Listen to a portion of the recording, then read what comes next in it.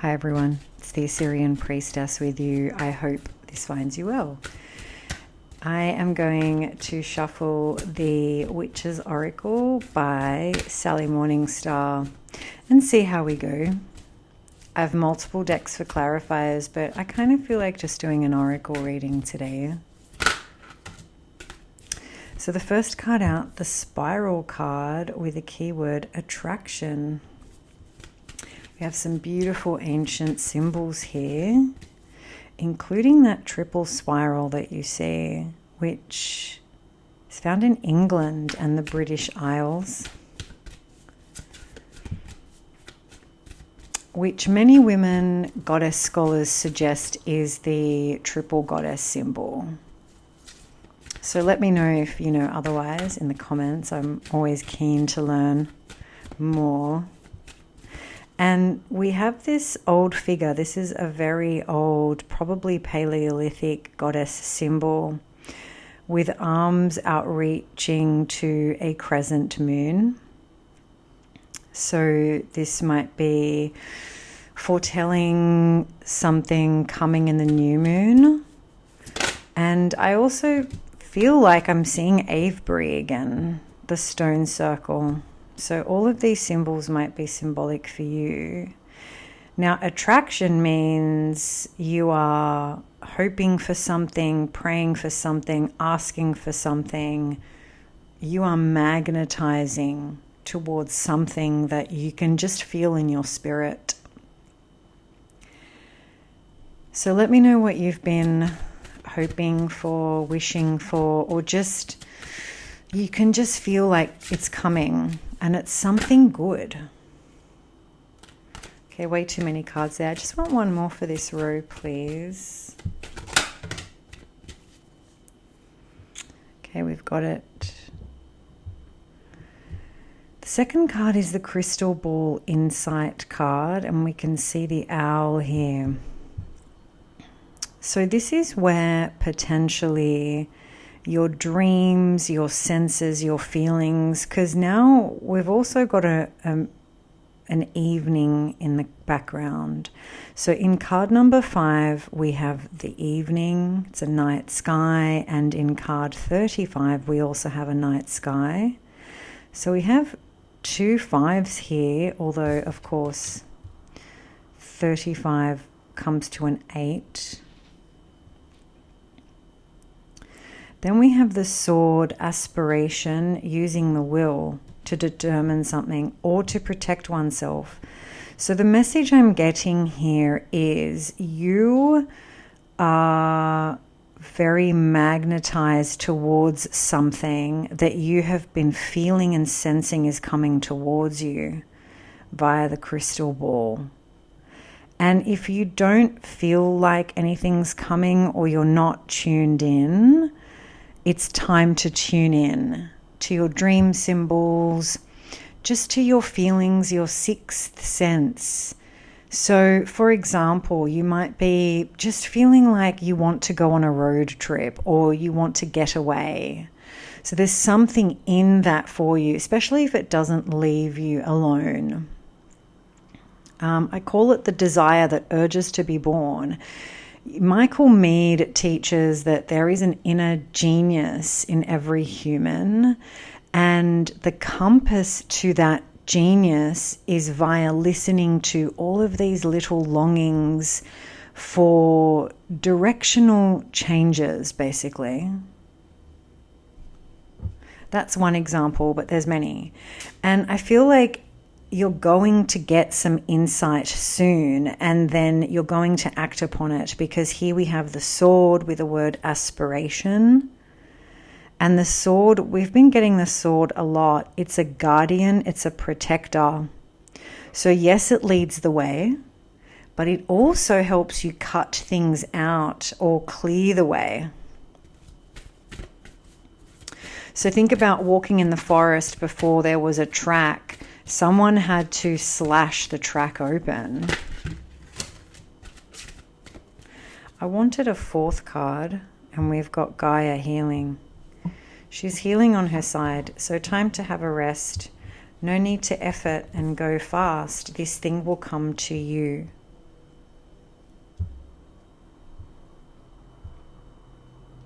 Let's see if they're all in frame. Yeah, something beautiful is coming towards you that you've been wishing for, hoping for, praying for, but not efforting towards. You're more like sensing it or hoping for it in a quiet way. So the second row has come out. The first one, Nemesis. The second, the Horned God. The third card, the six-rayed star, which is the Merkaba symbol here. This is a divine union. And they've got the man there in the sun. You can see the masculine principle with the sun and the feminine principle with the moon. So back to the moon. So depending on where you are,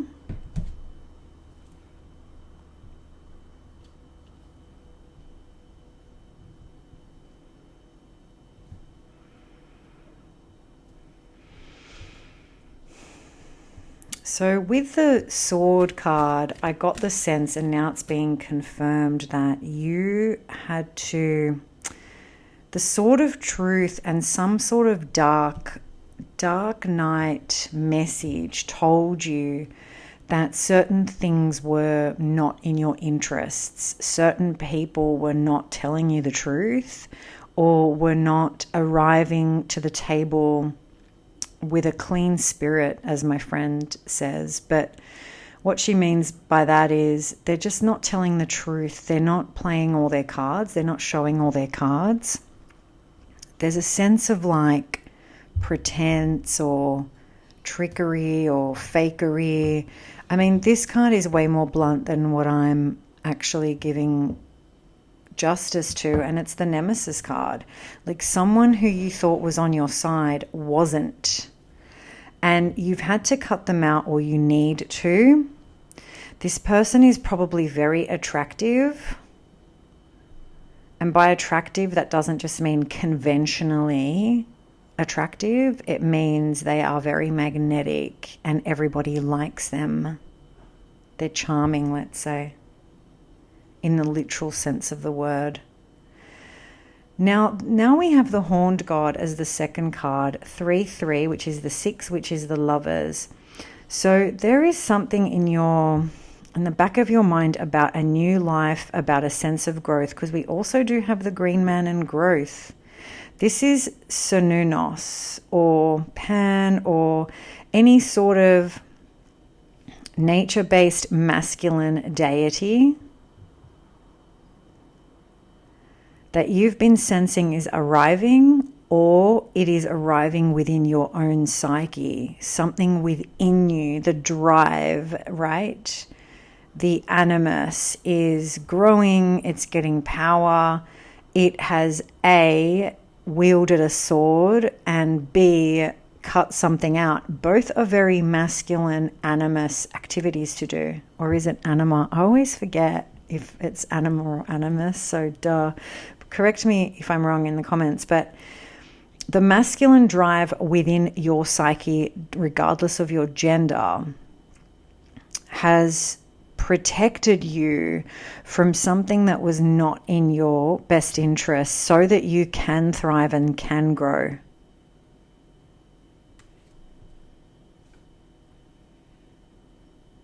Because you're worthy of being protected. And this act of being protected or protecting yourself is leading you into a period of really divine union within yourself. So there's a real balancing of your own inner masculine and feminine energy, which is very beautifully illustrated in this Merkaba card. And it actually says, the keyword unification. I've turned it inversely. So it's the number 21, 3, which comes to a 3. And then we have the Green Man, growth, with a snake guarding her young. So it's looking really good for you. Now we have the Ally card. Some beautiful, another night sky.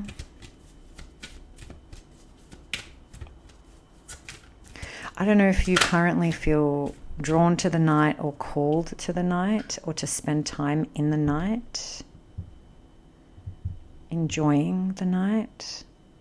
Where I am, we have long nights because we've come into the darkest part of the year, and it's just glorious because it's not very cold.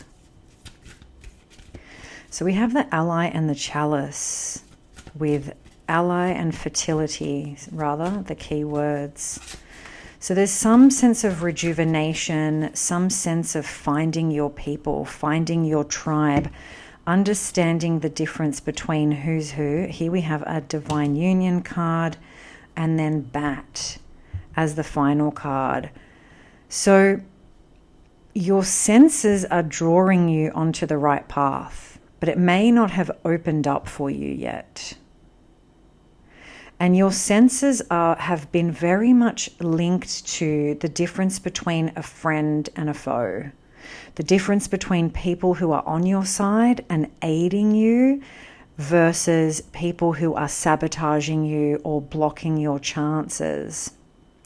And so you, again, the wolf also runs on a sense, right? Because I believe they hunt at night. Correct me if I'm wrong. I don't know if they're night crawlers or crepuscular creatures. I should look that up. I think they do definitely come out at night. And so again, there's this real theme in this reading, especially with bat, as you haven't been able to quantify with evidence, with hard evidence, why you're making decisions. You're making them because you're really tuning in right now into your sleep, your dreams, your visions, your hopes, your senses from the other world, if that makes sense, from your inner world. And following your senses, following your inner knowing, maybe even despite people's best advice, is going to lead you to the abundance, the healing, and the union that you're looking for. Another story I'm getting is, the first story I'm getting is someone needs to go camping or spend time in the forest with fire, with river, with the night, with the wild. Another message I'm getting is someone's going on a road and on a journey to move, to transplant themselves. They're following their rainbow. And on this journey, or in this move, they're going to come into union again with self or other. I mean, look at all the union cards. You've got this couple here around the tree. We had the green man with his snake the horned god with his snake and the green man with growth. And then we had the Merkaba and the serpent card. Around an apple tree. So I don't know if apples have been coming up in your visions lately.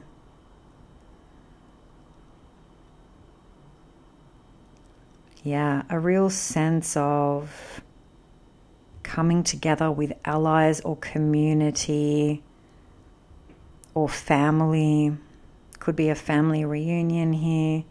If you've been worried about raising your kids alone, I see that they are going to be really abundant and they're going to grow well, because I kind of do see these two as youth who are growing into their fullness. So the children you've brought onto this earth will grow well under your guidance. Especially if you keep following your sixth sense, as they say. What is the purpose of this union? Oh, excuse me. Gosh, always try and avoid doing that, and then it happens. Sorry, I'm going to be nosy. But if you want to end here, the reading's pretty much done. What is the purpose of this union? The High Priest Guardian. Ooh. So inner learning, something about destiny. Holy water purification. So the healing theme here. Cleansing. Yeah, I get the sense that you're going to reunite with someone or a community of people that's going to remind you who you really are and the path you're really meant to be on. There were others that did not have your best interests at heart, and not only that, they blocked you. They blocked you from your own growth. Because remember, in the aspiration card, we had the dragon blocking the passage, but then we had the sword unblocking, and then in the fertility card, we had the road to the mountains. Well, it was like a creek or a river, really. Anything else we need to know? What is the purpose of this? Divine union. And don't forget, this divine union is within, but as they say, as within, so without. So, you know, we reflect our own consciousness onto the world. Okay, then we've got the Black Cat, Psychism, which is such a kind of dark and mysterious card. I'm tempted to read it, with love in the shadow. I did get the sense that it is a love relationship. That cat looks very stern.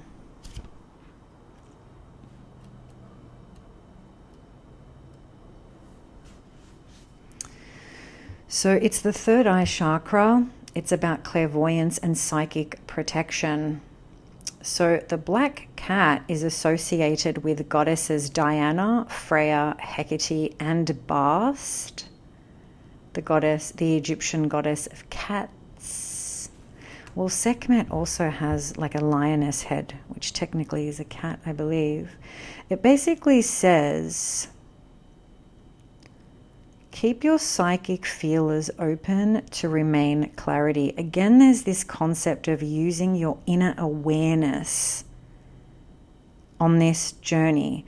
So possibly people won't be up front with you, or the road ahead might not be clear for you, or the thing that you're trying to bring into reality might not have clear steps to get there. Because we've got Black Cat, we've got Bat, we had the moon, a lot of moon cards, the owl with crystal ball.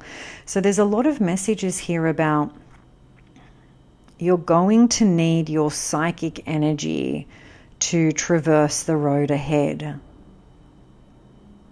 There won't be instructions, let's just say. Visionary skills guide your way. On a low vibration, it's be psychically aware of who is on your side and who is not. Yeah. And I do see a lot of trickery at the moment, a lot of games being played. So yeah, be safe out there, folks. Otherwise, I will leave you as always with my love and courage until we meet again. Bye for now.